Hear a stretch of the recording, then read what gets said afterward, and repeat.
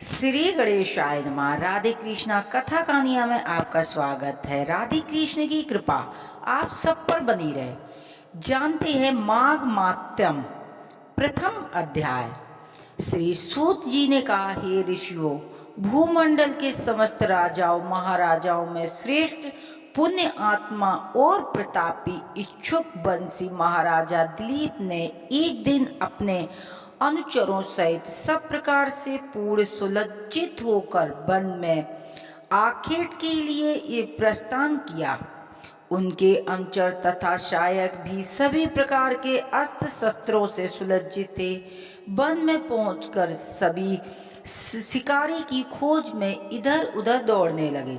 जैसे ही किसी अनुचर को कोई वंशपसी दृष्टिगोचर होता, वैसे ही वह महाराज दिलीप को सूचित करता। राजा ने अनेक मृगों तथा जंगली शुक्रों इत्यादि का शिकार किया। इस समय सभी उत्साहित होकर अपने अपने अश्वों पर आरूढ़ पूरे वन में फैल गए थे तथा मृग्या में मदमस्त होकर वन जीवों का शिकार कर रहे थे। कई दिनों तक यह क्रम चलता रहा। सभी प्राणियों में भय और भाग दौड़ छा गई। महाराज अपने अनुचरों सहित शिकार करते और विश्राम करते हुए आगे बढ़ते जा रहे थे। राजा सिंह और शिकार करने को व्याकुल हो रहा था, पर समस्त वन में सिंह अब तक दृष्टिगोचर नहीं हुआ। इसी समय राजा दिलीप ने देखा कि एक अत्यंत सुंदर मृग एक झाड़ी से निकल तथा विधुन गति से चौकड़ी भरते हुए वन में एक और भागा चला जा रहा है। राजा दिलीप ने जैसे ही उस मृग को देखा, वैसे ही अपना घोड़ा उसके पीछे दौड़ाकर उसका पीछा करना शुरू किया, किंतु मृग के भागने की गति इतनी तीव्र थी कि राजा का अश्व उसके पीछे पहुंच नहीं सका। भगवान शंकर जी ने पार्वती जी को बताया कि हे पार्वती, यह कोई साधारण वन मृग नहीं था, बल्कि मायावी मृग था। कभी वह मायावी ग्रह वायु वेग से उड़ता प्रतीक होता और कभी लंबी लंबी छलांगे और कुलाचे बढ़ता हुआ वन में अदृश्य हो जाता। राजा को अपने धनुष पर शक संघान कर उस मृग का आखेट करने का अवसर ही प्राप्त नहीं हो रहा था। इस प्रकार अत्यंत कठिन मार्गों में मगन रहता हुआ वह मृग राजा को भ्रमित और श्रमित करता हुआ कठिन और दुर्गम मार्गों से भटका रहा था और अत्यंत दुर्गम लता जुल्मों से इच्छादित कंटा कीड़ प्रदेश में घुसकर अदृश्य हो गया। राजा भी मृग के पीछे पीछे अपने अनुचरों सहित वन में उस दुर्गम भाग के प्रविष्ट हो गए, परंतु वह मायावी मृग वहां से लुप्त हो चुका था।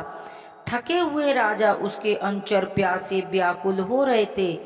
कुछ दूरी पर प्यास से व्याकुल राजा उसके अनुचर एक अत्यंत सुंदर और रमणीक जलाशय देखा। इस सरोवर की शोभा देख राजा उसके अनुचर प्रफुल्लित हो उठे। सरोवर का जल अत्यंत स्वच्छ, निर्मल तथा पारदर्शी था।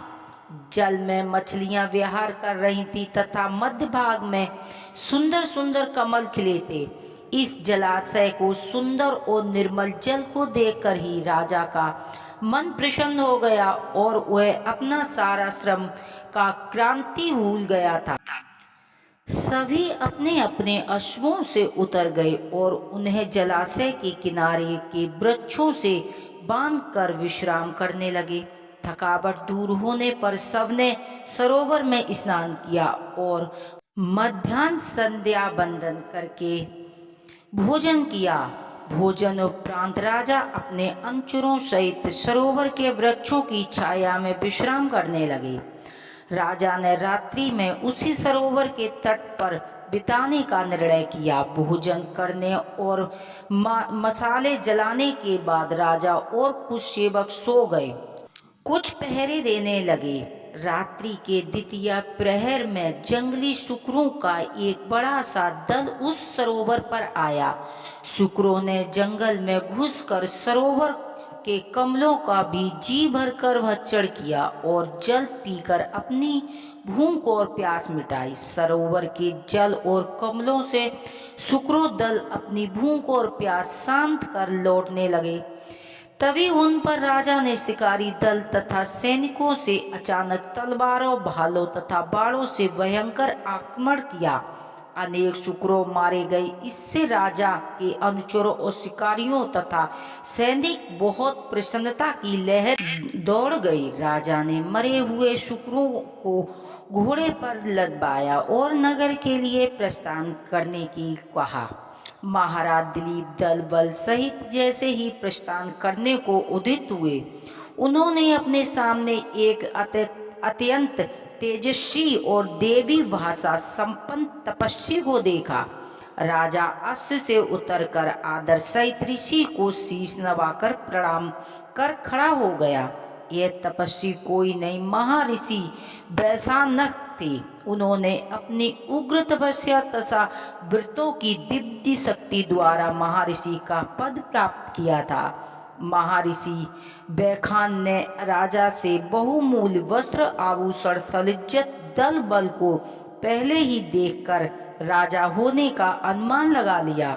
महर्षि ने गंभीर स्वर में कहा, राजन, इस पवित्र और संपूर्ण व्रत युक्त माह में आप इन वन्य प्राणियों का आहार कर रहे हैं।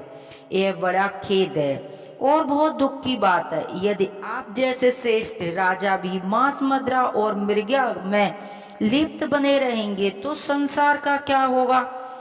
साथ ही आपको स्वर्ग की प्राप्ति कैसे होगी? इसीलिए यदि तुम्हें स्वर्ग की प्राप्ति करने की इच्छा रखते हो तो माघ माह का स्नान प्रयागराज आदि दिव्य तीर्थों पर करो तथा माघ मास की महात्म्य कथा को पूर्ण श्रद्धा और भक्ति पूर्वक से सुनो। हे राजन, इससे निश्चय रूप से आपका कल्याण होगा और आपका उद्धार होकर आपको स्वर्ग की प्राप्ति होगी। ये माघ मातम का पहला अध्याय यहीं विराम हो रहा है। आरती जरूर सुननी चाहिए क्योंकि आरती के बिना कोई भी कथा अधूरी मानी जाती है।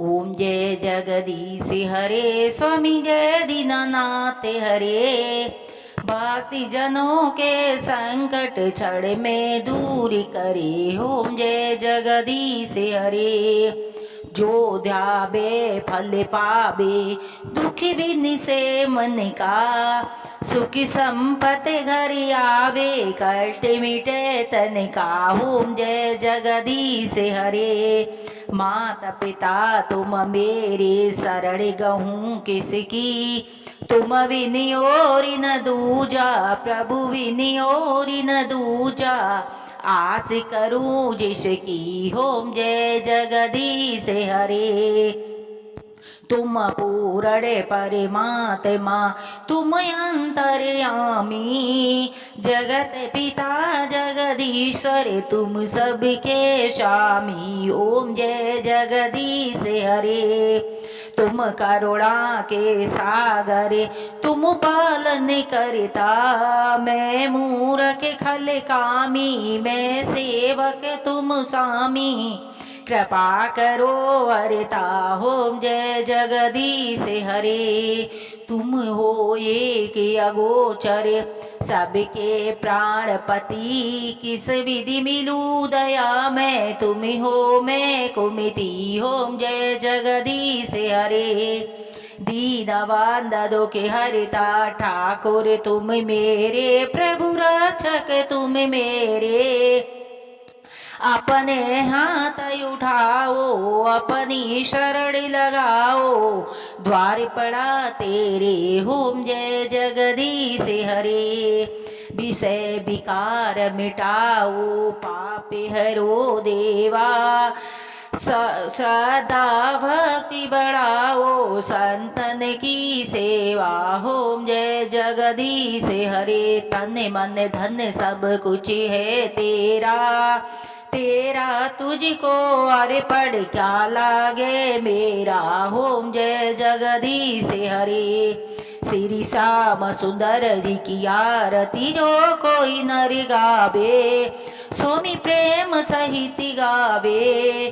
कहत शिवानंद स्वामी भजति हरि हरि स्वामी, मन वांछित फल पावे, होम जय जगदीश हरे। बोलो राधे कृष्ण की जय, लक्ष्मीपति विष्णु भगवान की जय। कथा सुनने वाले पे, कथा बोलने वालों पर भगवान श्री लक्ष्मी नारायण भोलेनाथ मैया पार्वती की सदैव कृपा बरसती रहे। हर हर महादेव की जय।